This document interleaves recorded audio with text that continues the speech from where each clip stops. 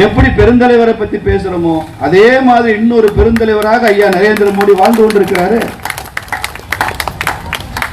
இங்க பாருங்க, ரெண்டு பேரும் பேசிக்கிட்டாலே என்ன பேசுறான், அமைச்சர்களே கூட என்ன பேசிக்கிறாங்க ரெண்டு பேரு, ஒரு அளவுக்கு தாங்க நாங்க ஏதாவது சொல்ல முடியும். அப்புறம் கொஞ்சம் நீங்க மருமகனை பார்த்து தான் நல்லது. எப்படி கொஞ்சம் மருமகனை மாப்பிள்ளைய பார்த்துட்டாரு. என்கிட்டயே சொன்ன அமைச்சர்கள் இருக்காங்க. ஒரு பொது பிரச்சனை இத்தனைக்கும் காமன் இஷ்யூ, அதுக்காக போயிருக்கோம். இல்ல இது ஒரு அளவுக்கு மேல முடியாது. அப்புறம் என்ன பண்ணணும், மாப்பிள்ளையை தான் நீங்க பார்க்கணும். எதுக்கு மாப்பிள்ளையை பார்க்கணும், எல்லாம் மேற்படி மேட்டர் தான். மகனை பாரு, மாப்பிள்ளையை பாரு, மனைவியை பாரு, துணைவியை பாரு, என்ன அக்கிரமம் இல்லை. ஆட்சினா ஆட்சியில அதிகாரத்தில் இருக்கிறது. பிஜேபி மினிஸ்டர் யாராவது ஒருத்தர் சொந்தக்காரங்க மூலமா கட்சி நடத்துற, சொந்தக்காரங்க மூலமா மினிஸ்ட்ரி நடத்துற ஒரு அமைச்சர் யாராவது பிஜேபி இருக்காங்களா இந்தியாவில்? யாராவது இந்த மந்திரியை பிடிக்கணும்னா அவர் சம்சாரத்து மூலமா போ, அவர் குழந்தையா மூலமா போ, அவங்க வீட்டில் நாய் வளர்க்கிறவருடைய சித்தப்பாவோட பெரியப்பாவோட கூட பிறந்த அண்ணன் கூட போய் பாரு. இப்படி ஏதாவது அசிங்கம் இருக்கா பிஜேபியில் இருக்கா? கோழி வளர்க்குறவங்க கூட எல்லாம் போய் பேச வேண்டியிருக்கு திமுக கால. ஏன்னா அந்த வீட்டுக்கு நாய் வளர்க்குறவங்க எல்லாம் மந்திரிக்கு நெருக்கமா இருக்கான். நல்ல வேலை நாயோட பேசுறான்னு சொல்லவன், அப்படின்னா நாய் பாஷை கத்துக்கிட்டு பேச வேண்டியிருக்கு. இதுவா ஜனநாயகம்? அரசு ஜனநாயகம்னா என்னங்க? சாதாரண மக்களுக்கு அதிகாரத்தை கொடுக்கறதா ஜனநாயகம். அந்த சாதாரண மக்களுக்கு அதிகாரம் கொடுக்கிற கட்சி பாரதிய ஜனதா கட்சி ஒண்ணுதானே. நேற்று கூட ஒரு மாநகராட்சி மேயரா, அந்த மாநகராட்சியினுடைய தூய்மை பணியாளர் அந்த மாநகராட்சியினுடைய மேயரா அமர்ந்திருக்கிறாருங்க பிஜேபி ஆட்சியில. யாராவது ஒருத்தர் நரேந்திர மோடி ஐயா காலில் விழுந்தாங்கன்னு வச்சுங்க, இப்ப இந்த அம்மா இருக்காங்க, இந்த திடீர்னு காலில் விழுந்துருச்சுன்னா மோடி என்ன பண்றாரு, படாரு எந்திரிச்சு திரும்பி அவர் காலில் விழுந்துறாருல. நரேந்திர மோடி இந்தியாவின் பிரதமர், உலகத்தின் ஆகச்சிறந்த ஆளுமை. ஒரு சாதாரண கிராமத்து பெண்மணி மோடின்னு பார்த்து பரவசம் அடைஞ்சு காலில் விழுகணும்னு நினைச்சா அது அனுமதிப்பதில்லை என்பது மாத்திரமல்ல, திரும்பவும் காலில் விழுகிற ஒரு பிரதமர் எந்த தலைமை எதிர்க்க வாழ்ந்திருக்கான்? காலில் விழுறான்னு சொல்ற தலைவனை தான் நான் பார்த்திருக்கீங்க. காலில் விழுகிறதா சுயமரியாதை? எது சுயமரியாதை? நான் திமுக அண்ணா திமுக அமைச்சர்கள் வீட்டுக்கெல்லாம் நிறைய போயிருக்கேன். எல்லார் வீட்லயும் போட்டோ இருக்கும். ஜெயலலிதா அம்மா அப்படி வருவாங்க. இவர் போய் ஒரு அமைச்சர் பொக்கே கொடுப்பாரு. இவர் ஒரு 5 அடி இருப்பார்னு வச்சுங்க, ஒரு அடி உயரத்தை குறைச்சுக்கிறாரு, இப்படித்தான் நிற்பாரு. ஸ்டாலின் முன்னால சமமா எந்த அமைச்சர் நிக்க மாட்டாரு, இப்படி நிற்பாரு, முழங்கால் பெண்டாயி. அந்த கட்சிக்கு சுயமரியாதை இயக்கம்னு பேரு. தன்மானம்னா என்ன அர்த்தம்? டேபிள் கீழே போய் தேடுறத தன்மானம் நினைக்கிறீங்களா? நான் அண்ணா திமுக சேர்த்தான் சொல்றேன். ரெண்டுக்கு கல்ச்சர் ஒண்ணுதான், கட்சி தான் வேற. ஏன் தலைவனை பார்த்தோன்னே ஏன் உடம்பு குடியுது? நாளைக்கு 2 நாள் கழிச்சு தமிழ்நாட்டுக்கு மோடி வர போறாரு. ஏர்போர்ட்லயும் மற்ற இடங்கள்லயும் நூற்றுக்கணக்கில் நம்ம தொண்டர்கள் வரவேற்க போறான், வழி அனுப்ப போறான். பிரதமரோட எடுத்த படத்தை மறுநாள் டிபியில முதல் வேலையா வச்சிருவான். என்ன பண்றாங்க கட்சிக்காரன், பூத் கமிட்டி போறானோ இல்லையோ, பிரதமர் எடுத்து போட்டார் டிபியில வச்சு, நான் மோடியை பார்த்துட்டேன் நீ எல்லாம் பார்க்கலன்னு மற்ற கட்சிக்காரனை வெறுப்பேற்றுறதுக்குன்னே வைப்பான். மறுநாள் ஒரு 1000 போன், பார்த்தது பிரதமரை 10 பேரு, 1000 போன் ஒரு சித்ராங்கனுக்கு, நீ எப்படி என்னை விட்டுட்டு அவருக்கு கொடுக்கலாம் இவருக்கு கொடுக்கலான்னு 1000 போன். எப்படினாலும் 10 பேர் தான் கொடுக்க முடியும், மிச்சம் 990 பேர் கொடுக்க முடியாது. அது தெரியாது அவனுக்கு. மோடியை பார்க்கணும். நான் இதை பாராட்டுறேன். அத்தனை பேருக்கும் நரேந்திர மோடி தான் உயிர் நினைக்கிறதுனால தானே அந்த போட்டி வருது. நியாயம் தான், அந்த கோபம் நியாயம் தான். ஆனா புரிஞ்சுக்கணும், யாரோ 10 பேருக்கு வாய்ப்பு கொடுக்க முடியும், எல்லாருக்கும் முடியாதுன்றதையும் புரிஞ்சுக்கணும். இப்பயே முதல்ல உங்களுக்கு செட் பண்ணி வச்சுட்டேன். நான் சொல்ல வர்றது அது இல்ல, அந்த டிபியில பாருன்னு சொல்றேன். நரேந்திர மோடி அப்படியே ஜம்முன்னு சிங்கமா அப்படியே வந்து இறங்கி அப்படி நிப்பாரு. அப்படியே நம்ம வரவேற்க போறான்னு மோடிய, இவனும் சிங்க மாதிரி நின்று வணக்கையான்னு சொல்லுவானே தவிர ஒருத்தனாவது கூட கும்பிடு போட்டு 1.25 அடிக்கு உடம்ப வளைச்சு ஒரு போட்டோ காமி பார்ப்பேன் பிஜேபி காரன் எடுத்த போட்டோ. ஏன்னா உங்க ஸ்டாலினோடு எங்க மோடி என்ன குறைஞ்சவரா? ஒரு மாநிலத்தை ஆளுகிற முதல்வர், அவர் ஒரு தேசத்தை கட்டி காட்டுகிற பிரதமர், உலகத் தலைவன். அவர் கம்பீரம் அணிப்பான். மோடி கம்பீரம் அணிப்பாரு, இவனு கம்பீரம் அணிப்பான், வணக்கையான்னு சொல்லுவான். அவர் வணக்கம் அப்படின்னு சொல்லிட்டு போயிட்டே இருப்பார். இதுதான் சுயமரியாதை. இன்னைக்கு இந்தியாவில் சுயமரியாதை கட்சி ஒண்ணு இருக்குன்னா அது பாரதிய ஜனதா கட்சி தான். எல்லாத்துலயுமே கமிஷன், எல்லாத்துலயுமே லஞ்ச ஊழல். 2 நண்பர்கள் பஜ்ஜி சாப்பிட போனானா, பஜ்ஜி எண்ணெயா இருந்துச்சு. வழக்கமா பஜ்ஜி ரொம்ப எண்ணெயா இருந்தா என்ன செய்வாங்க, அங்க ஒரு நியூஸ் பேப்பர் இருக்கும், அதை அப்படியே கிழிச்சு அந்த பஜ்ஜியில வச்சு அப்படியே லேசா தேய்ச்சா அந்த எண்ணெயெல்லாம் பஜ்ஜியில ஊட்டிக்கிறோம், பஜ்ஜி சாப்பிட்றோம். ஒரு ஃப்ரெண்ட் அங்கே ஏதோ தினமலர் பேப்பர் இருந்துச்சு, அதை எடுத்து அப்படியே தொடச்சான், எண்ணெய் காணாம போச்சு, பஜ்ஜியை சாப்பிட்டான். இன்னொருத்தன் விவரம் தெரியாம அங்கேயே முரசொலி பேப்பர் இருந்துச்சு, முரசொலி பேப்பர் எடுத்து பஜ்ஜியில வச்சு இப்படியே தேய்ச்சான், பஜ்ஜியவே காணும். தினமலர்ல தேய்ச்சிங்கன்னா எண்ணெய் தான் காணாம போகும், தினத்தந்தியில தேய்ச்சாலும் எண்ணெய் காணாம போகும், தினமணியில தேய்ச்சாலும் எண்ணெய் காணாம போகும். முரசொலியில தேய்ச்சிங்கன்னா பஜ்ஜியே காணாம போகும். முரசொலி பேப்பர்ல தேய்ச்சாலே பஜ்ஜி காணாம போகுமே, ஏன் திமுக ஓட்டு போட்டா தமிழ்நாடே காணாம போகும்ன்றத நாங்க அடிச்சு சொல்லிட்டு இருக்கோம். இதைத்தான் திரும்ப திரும்ப சொல்றோம். அதுக்குதான் மதுரையில இருந்து வேற நான் வந்திருக்கேன். நாங்க சொன்னா கேட்க மாட்டாங்கன்னு நீங்க வெளியூர்ல இருந்து வந்து சொல்லுங்க, அப்பவாது கேட்கறாங்களான்னு பார்க்கலாம். இதை நாம் ஆழமா உள்வாங்க வேண்டும் என்பதற்காக சொல்லுவோம். இஸ்ரேலுக்கும் சவுதி அரேபியாவுக்கும் பிடிக்காது. அதனால சவுதி என்ன பண்ணுவான்னா, ஏதாவது ஒரு நாட்டு விமானம் அப்படியே இஸ்ரேலுக்கு போகுதுன்னா சவுதி அரேபியா மேல பறக்கக்கூடாது, எங்க நாட்டு யூஸ் பண்ணக்கூடாது. இதுதான் சட்டம். முதல் முறையா இந்த 60-70 வருஷத்துல ஏதாவது ஒரு நாட்டோட விமானம் இஸ்ரேலுக்கு போகணும்னா எங்க சவுதியோட ஏர் ஸ்பேஸை பயன்படுத்திக்கலாம்னு அவன் அனுமதிச்ச ஒரே நாடு இந்தியா தான். இந்தியாவுக்கு மட்டும்தான் அதில் விதிவிலக்கு. இப்போ நம்ம விமானம் நேராக டெல் அவிவ் போகும், சவுதி மேலேயும் போகும். இந்தியா தான் விதிவிலக்கு. தெரிஞ்சுக்கிறது எங்க இருக்கிறோம் நாம?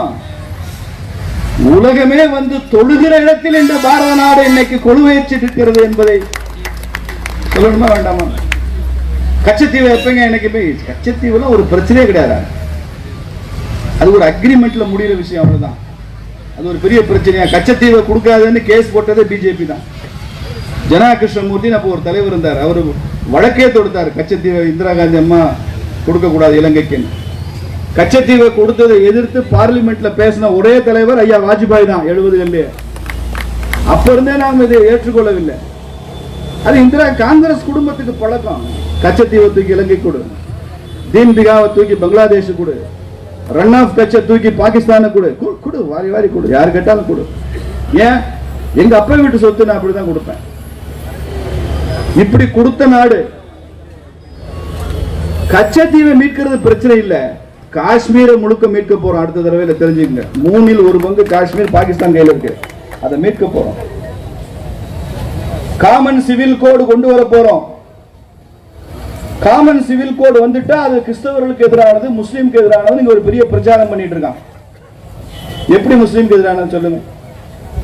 ஒரு முஸ்லீமோ இந்துவோ கிறிஸ்தனோ அவர் என்ன மத நம்பிக்கையின்படி இருக்கணும், என்ன விரதம் இருக்கணும், எப்படி அவர் சர்ச்சுக்கு போகணும், மசூதிக்கு போகணும், கோயிலுக்கு போகணும், எப்படி கல்யாணம் பண்ணிக்கணும், எந்த முறையில் அவர் குடும்பத்தில் பூஜை வச்சுக்கணும், இதெல்லாம் தலையிடாது. இதெல்லாம் அவங்க மத சுதந்திரம். உன் மதம் உன்னை எப்படி வாழ வேண்டும் என்று சொல்லி இருக்கிறதோ நீ அப்படி வாழலாம். 5 வேளை தொழுகை நடத்தணும்னா தொழுகை பண்ணு. ஞாயிற்றுக்கிழமை சர்ச்சுக்கு போனா ஞாயிற்றுக்கிழமை சர்ச்சுக்கு போ, பிரச்சனை இல்லை. நாம சொல்றது எப்போ திருமணம் என்று வருகிறதோ, எப்ப விவாகரத்து என்று வருகிறதோ, எப்ப ஜீவனாம்சம் கொடுக்க வேண்டும் என்று வருகிறதோ, எப்ப சொத்துரிமை என்று வருகிறதோ, எப்ப தத்தெடுத்துக்கிறதுன்னு வருதோ, எப்போ உயிர் எழுதுறதுன்னு வருதோ, அப்ப எல்லாம் நீ இந்துவா இருந்தாலும் முஸ்லீமா இருந்தாலும் கிறிஸ்டினா இருந்தாலும் சட்டம் பொதுவாக இருக்க வேண்டும் என்று சொல்கிறோம். இதற்கும் மதத்துக்கும் சம்பந்தம் இல்லை, மதத்துக்கு சம்பந்தம் இல்லை. இன்றைக்கு என்ன சட்டம்? 4 திருமணம் பண்ணிக்கிட்ட ஒரு இஸ்லாமிய நீதிபதி ஒருவேளை அப்படி பண்ணியிருந்தா 2வது திருமணம் பண்ண இந்துவை ஜெயிலுக்கு அனுப்பலாம். அதான சட்டம் இன்னைக்கு. அப்போ இதன்படி வாழ்வதுதான் இஸ்லாம் சொல்லல. எல்லாத்துக்கும் பொதுவான ஒரு சட்டம் கொண்டு வாங்க. அம்பேத்கர் அதுதான் முயற்சி பண்ணாரு. ஆனால் அதையெல்லாம் முறியடித்த கட்சி காங்கிரஸ் கட்சி. காமன் சிவில் கோடும் எங்க அஜெண்டால இருக்கு. காஷ்மீர்ல 370 நீக்குவோம் என்று சொன்னோம், நீக்கி இருக்கிறோம் பாரதிய ஜனதா கட்சி. ராமராலயம் கட்டுவோம் என்று சொன்னோம், கட்டி இருக்கிறது பாரதிய ஜனதா கட்சி ஆட்சி. புதிய நாடாளுமன்றம் கட்டணும்னு எத்தனையோ வருஷமா திட்டம் போட்டு போட்டு போட்டு முடியாது சொன்னா, முடியாது என்று சொன்னதை முடித்து காட்டியது மட்டுமில்லாமல் தமிழர் செங்கோலை இங்க நிறுவி இருக்கிறோம். புதிய நாடாளுமன்ற கட்டணம் நாளைக்கு வரக்கூடிய பிரதமர் தூத்துக்குடியில் அவுட்டர் ஹார்பர் இந்த அவுட்டர் ஹார்பர் வேணும்னு எத்தனை வருஷமா எத்தனை கட்சி எத்தனை வருஷம் போராடினீங்கன்னு தெரியும் எனக்கு. இந்த மக்களுடைய தீராத ஆவல். 2 நாட்களில் இங்கே வரக்கூடிய பிரதமர் இதே தூத்துக்குடியில் அவுட்டர் ஹார்பருக்கு அடிக்கல் நாட்ட போறாரு. மிகப்பெரிய திட்டமாக இந்த தூத்துக்குடிக்கு வரப்போகிறது. இவ்வளவு நாளா மதர் வெசல் உள்ள வர முடியாது, பெரிய கப்பல். அதனால நாம இங்க இருந்து எல்லாம் எடுத்துக்கிட்டு கொழும்புக்கு போய் கொழும்புல மறுபடியும் இன்னொரு கப்பல்ல மாற்றி தான் நாம கொண்டு போக முடியும். அதான் நிலைமை.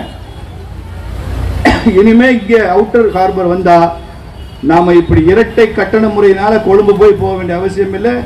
நாமளே மதர் வேஸ்ல தூத்துக்குடி துறைமுகம் வரைக்கும் கொண்டு வர முடியும். இது தமிழ்நாட்டுக்கு எவ்வளவு பெரிய வாய்ப்பு யோசிப்பார். தூத்துக்குடிக்கு துறைமுகம் வந்தா வளர போறது தமிழ்நாடு. தூத்துக்குடி மாத்திரம் இல்ல, ஒட்டுமொத்த தென் மாநிலங்களே வளரும். அவ்வளவு வாய்ப்பு உருவாகும், புதிய வாய்ப்புகள் உருவாகும். அப்படி தமிழ் மீது, தமிழன் மீது, தமிழ்நாட்டின் மீது ஒரு அன்புள்ள பிரதமர் நமக்கு கிடைச்சிருக்கிறார். இன்னைக்கு இந்தியாவில் ஒவ்வொரு நாளும் 2.5 லட்சம் பேர் புதுசா பிராட்பேண்ட் கனெக்ஷன் வாங்குறாங்க, இன்டர்நெட் கனெக்ஷன் வாங்குறாங்க. இந்தியாவில் ஒவ்வொரு நாளும் 11,000 வீடுகள், இலவச வீடுகள் ஏழைகளுக்கு கொடுக்கப்படுகிறது. மோடி ஐயா ஏழை வீடு கொடுக்கிறாரு. இவர் கலைஞர் கனவு இல்லம்னு போட்டு இந்த வீட்டிற்கு அந்த ஸ்டிக்கரை ஒட்டி வீடு கொடுக்க போறாரு. 11,000 வீடுகள். காங்கிரசும் திமுகவும் மத்தியில் ஆட்சி பண்ற போது தமிழ்நாட்டில் 700 கிலோமீட்டர் தான் 4 வழிச்சாலை போடப்பட்டிருக்கு. பிஜேபி ஆட்சி செய்த இந்த 10 ஆண்டுகளில் 2000 கிலோமீட்டர் தமிழ்நாட்டில் 4 வழிச்சாலை அமைக்கப்பட்டு அது திறக்கப்பட்டிருக்கிறது. 2000 கிலோமீட்டர். ராமேஸ்வரத்தில் புதிய பாலத்துக்கு அடிக்கல் நாட்டுறார் பிரதமர். யாரு பணம்? 140 கோடி மக்களுக்கு 200 கோடி கொரோனா டோஸ் தடுப்பூசி கொண்டு வந்தது யாரு? இன்னைக்கு நீங்கள் நானும் உயிரோடு இருக்குன்னு சொன்னா உலகத்தின் பல ஏழை நாடுகள்லாம் உயிரோடு இருக்குன்னா இந்திய பிரதமர் கொண்டு வந்த தடுப்பூசி திட்டம் தான், இலவச திட்டம். அதுலயும் ஸ்டாலின் ஸ்டிக்கர் ஒட்டி ஊசி போட்டான் பாருங்க தமிழ்நாட்டில்.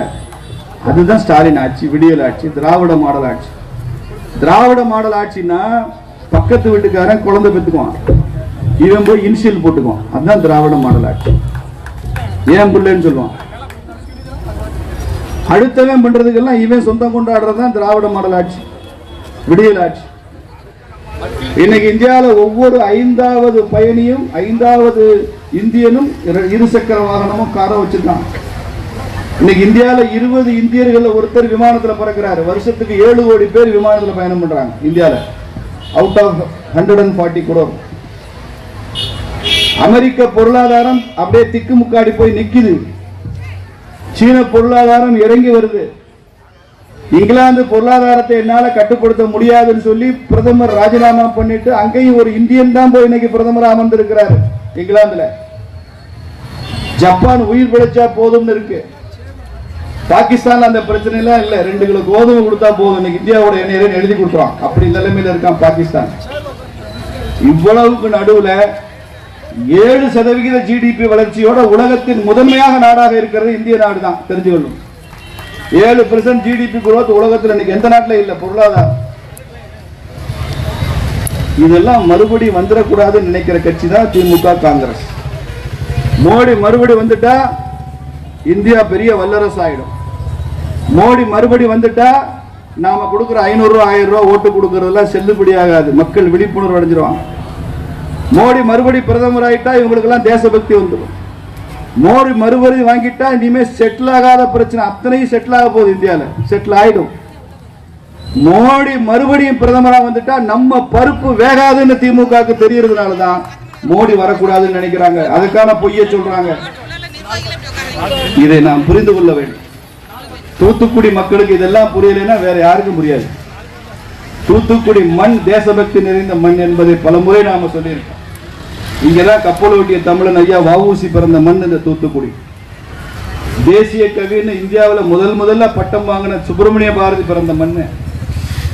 வாஞ்சிநாதன் இந்த ஊர் தான், சுந்தரலிங்க இந்த ஊர் தான், வெள்ளையத்தேவை இந்த ஊர் தான், அழகுமுத்துக்கோன் இந்த ஊர் தான், சுப்பிரமணிய சிவா இங்கதான் இருந்தாரு, வாவேசு ஐயரே இங்க இருந்தாரு. இவங்க எல்லாம் உதாரணத்துக்கு இன்னும் நிறைய பேரை சொல்ல முடியும். இப்படி எல்லோரும் தேசபக்தியை உருவாக்கிய இந்த மண்ணில் நரேந்திர மோடிக்கு தான் நாங்கள் வாக்களிப்போம், தாமரைக்கு தான் வாக்களிப்போம் என்ற உறுதியை இந்த தூத்துக்குடி மக்கள் ஏற்றுக்கொள்ள வேண்டும். இந்தியாவை காப்பாற்ற நரேந்திர மோடியால் மாத்திரம்தான் முடியும் என்கிறது பழைய கதை. உலகத்தையே காப்பாற்ற நரேந்திர மோடியால் தான் முடியும் என்பதுதான் புதுக்கதை. அப்படி ஒரு பிரதமரை நாம் மறுபடியும் வணங்கி வாழ்த்தி அவரை ஆட்சியில் அமர வைக்கணும். ஒட்டுமொத்த மாநிலங்களும் தயாராச்சு. இன்னைக்கு பிஜேபி ஆட்சிக்கு வருமா வராதான்றது யாருக்குமே கேள்வி இல்லை. 350 சீட்டு வாங்கி வருமா 400 சீட்டு வாங்கி வருமான்றதுதான் கேள்வி.